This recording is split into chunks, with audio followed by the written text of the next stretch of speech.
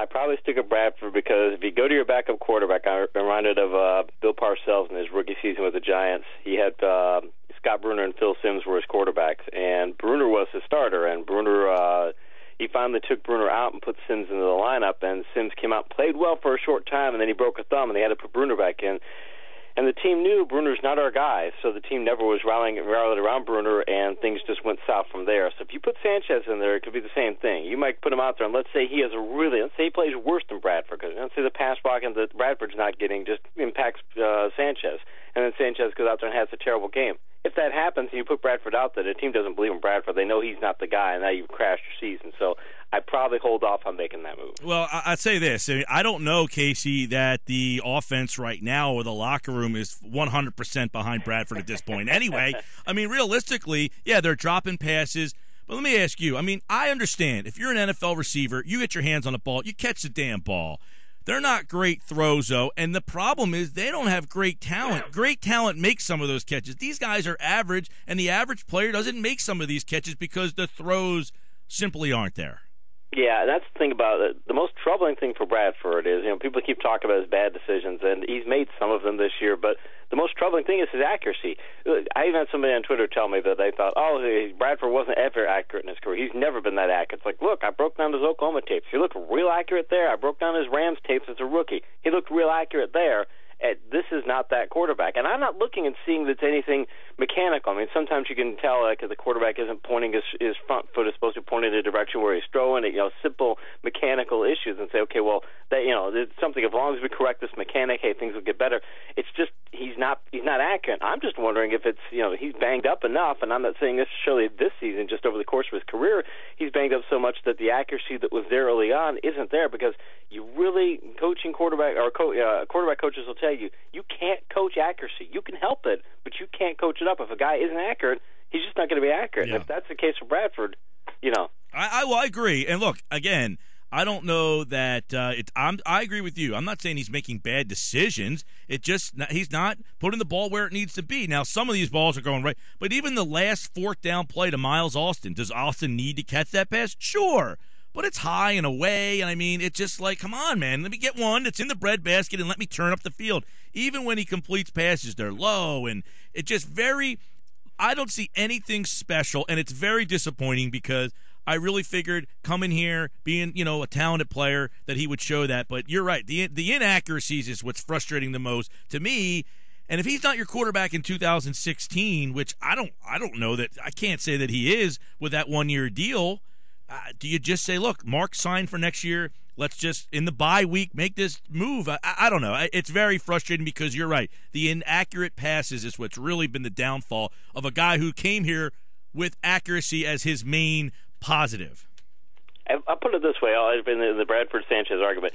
If you say you're going to get what you've gotten out of Bradford, what we've gotten this year out of Bradford, on a consistent basis, with a few exceptions, but on a consistent basis, which was yesterday. This is what you're going to get out of him, and you're going to get out of Sanchez what you got out of him last year, and you're going to get out of the running game what you got out of the Eagles. Which, I mean, if you came into this contest and said the Eagles were going to run for 177 yards, if you said that before the game and said they're going to Carolina and they're going to rush for $177.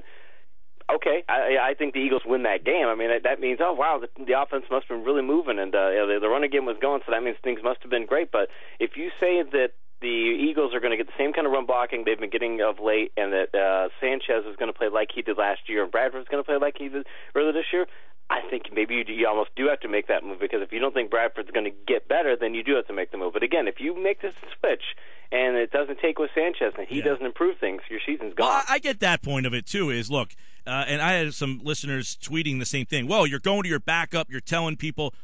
The guys in the locker room perceive the backup as the starter. And, look, this team, I'm not saying it was great with Sanchez. I feel like there was a lot more fluidity in the offense. I mean, he had more chemistry with Matthews and Ertz, guys who are really seem like they're struggling with Sam here. And Chip Kelly said it last week, Casey. Why is Eli Manning having so much success? Well, he's in the second year of that offense. Well, now Sanchez is in the second year of the offense. He's the second year removed from shoulder surgery. Maybe, part of his problems last year were his arm wasn't 100% healthy. Maybe he's more comfortable in this offense right now than Sam Bradford is. Yeah, maybe Bradford needs, maybe he needed more time away, which is kind of a scary thought that, he had as much time away as he did. Maybe he needs more time away and such. Although, here's the thing. Last night, if ESPN Stats and Information has a stat they track called duress, when a quarterback is under some sort of pass rush pressure. In other words, when you don't have a clean pocket. Bradford's under duress 12 times out of his 46 passes, and plus he's sacked 5 times. So you're talking 17 out of 48 or 17 out of 51 dropbacks. I mean, basically 1/3 of the time that he's dropping back, he's under some sort of significant duress. Some of that's Bradford holding on to the football, but you're going to put any quarterback back in that pocket. If you can't pass block for them that well, and, they've got the issues now at left tackle, if you can't pass block any better than that, and you can say 1/3 of the time you're dropping back, you're going to have a significant pass rush pressure in your face, you're going to have some problems. So it's more than just Bradford, but he's the significant portion of it. Look, again, I'm not blaming him for last night. I think the drops, but look, they don't have the talent to make those plays. I mean, they don't have the talent to make a bad pass, a caught football. They just don't have that standout player that, look, for me, I'm watching the game last night, Casey. Let me see if you're watching it the same way as I'm watching it. On third down, when he's staring Miles Austin down, that's a problem. When he trusts Miles Austin more than anybody else on that field, that's when I'm starting to think to myself, man, this is really going to be an ugly rest of the season if that's the guy he's looking for on third down. Yeah, and the other trouble is that I couldn't understand why are you ever throwing at Josh Norman. Why ever throw at this guy? I mean, I get some defenses will build their defense around a guy and make you funnel. If you're going through your progressions, they're going to funnel things through to a cornerback. I just thought that Sanchez was just, it wasn't that. It was Sanchez just decided on certain plays, I'm going to go throw at Josh Norman. Josh Norman could cover. You could put him on DeAndre Hopkins or Julio Jones. You can pick your top receiver. Norman could cover that guy, or he could at least hold him in check. There's nobody on the Eagles who are even close to being able to get open against him, and you're still throwing passes his way. It's like, is that a play call or is that Bradford? Because if it's Bradford, then it's like, okay, it's just another thing. You can't do that. And he still looks nervous as heck in the pocket. Again, 51 or 33% of the time when you're dropping back, you're getting duress. That's going to happen, but you got to be able to ignore it, too. What'd you think overall of the game plan? Sam Bradford said after the game plan was to go underneath, work the underneath. What about working the underneath against that Carolina defense? I see a team that's got Kurt Coleman, and we know him well, playing safety. I'm shocked they didn't take any shots at him.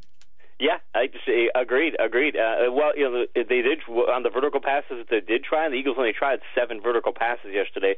Bradford's 2 of 7 for 36 yards. It's 5.1 yards per attempt. It's abysmal. Newton, on the other hand, by the way, flip that over. He's 4-8 for 93 yards. Gets 11.6 yards. They had twice the production of vertical passes that the Eagles did. And again, Coleman's a guy you can go after and things. And look, Norman's going to take one of your receivers out of the lineup. So figure that make a game plan and hope that you can find a way that you can put him in a spot where, okay, we didn't want to throw to that guy anyway. Yeah, but you don't want to throw vertical. But again, if you're not getting the kind of pass blocking that you're wanting to get, that's part of it. But I don't think it was aggressive enough. You can't just go dink and dunk against a defense. You can do a lot of dinking and dunking, but you're not going to get anywhere in the NFL if you can't go vertical at all. And the Eagles didn't even try yesterday. Not at all. We're talking with Casey Joyner, ESPN.com, NFL Insider, looking back at what the big problems were. I think Peters, they said he's going to be okay. That should help on the offensive line.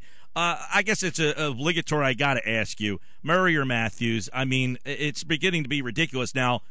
Kelly today said that Matthews got hurt on a 22-yard run, but then he ran a 63-yard touchdown after that, so I don't know how that makes any sense. He says Deuce rotates the backs. He has no problem with the split in the backs. Casey, do you have a problem with the split in the backs? Yeah, I'd probably flip it. I wouldn't be, it was 18-6 in favor of Murray last night. I'm probably going 6 carries for Matthews for 93 yards. It's preposterous. Yeah, you got to flip it. Look, Murray can still do certain things. There's still certain types of running plays where you want him. If you're doing just certain types of power running, he's the guy you want in there. And you don't want to. I don't think, given Matthews' durability questions over his course of his career, I don't think you want to make him the bell cow. But I don't think right now it's lead alternate with Murray being the lead guy. And I think agree with that. You can make Matthews the lead or platoon and make it 12-12. I agree with that. I agree. I mean, to me, the disparity is huge and the timing is huge. He runs a 63-yard touchdown run, and then on the next series, he's not even in the offense. It's like, my man just ran for a 63-yard touchdown. He seemed like he got something going here. Let's get him right back in it. He's not even on the field. I don't know. It's been very frustrating, but I'll tell you, Casey, 3-4 to bye week couldn't team. But he did say today that he was not contemplating a quarterback change, so I guess that's not going to happen. But I think that number is pretty interesting, less than 50% of the snaps. If he plays less, they get a fourth-round pick. They get 2 fourths if they get that second one, and they already have 2/3. They can maybe recoup that second that they lost if they don't think he's the guy moving forward. I know that you want to make off-season decisions in the middle of your year, but it almost seems like you can't lose in that situation if you don't think there's a big drop-off. I wonder also if you send a message to Bradford, though, that if you keep saying, yeah, your job is secure, your job is secure, that's not working. Maybe he does need a bit of a fire under, or maybe having some job security taken away from him might be something that you're looking for. And to argue on for the positive of putting Sanchez in the offense too, you can look through NFL history and you can find a lot of times where I remember the old Oakland Raiders. They had LaMonica, Blanda, and Stabler at one time. I mean, you couldn't find a deeper quarterback core. Those all three of those guys could arguably be Hall of Famers. But here's the point about that: is that if somebody was struggling, they wouldn't mind going to their backup for a game, or even during a game, and say, "Hey, you're struggling. I'll put somebody else in there," and then rotate back to the starter and things. It's not like if you take Sanchez or take Bradford out and put Sanchez in during a game and say, Sam, you're struggling. Let's put Mark in there. Let's try him for a game, and then you're still the starter. Well, if you handle that correctly as an organization, you don't necessarily have to lose your quarterback. Lose your team's faith in your quarterback. So there are options to do it. And if Bradford keeps playing like this, at some point you've got to take the option because. Even if you're going to lose the season, if you make the switch, you might lose the season anyway. The way things are going. Casey Joyner's back on Thursday. We'll look back a little bit more at this game with the Eagles bye. We'll also break down the NFC East. Casey, always a pleasure, pal. Appreciate it, man.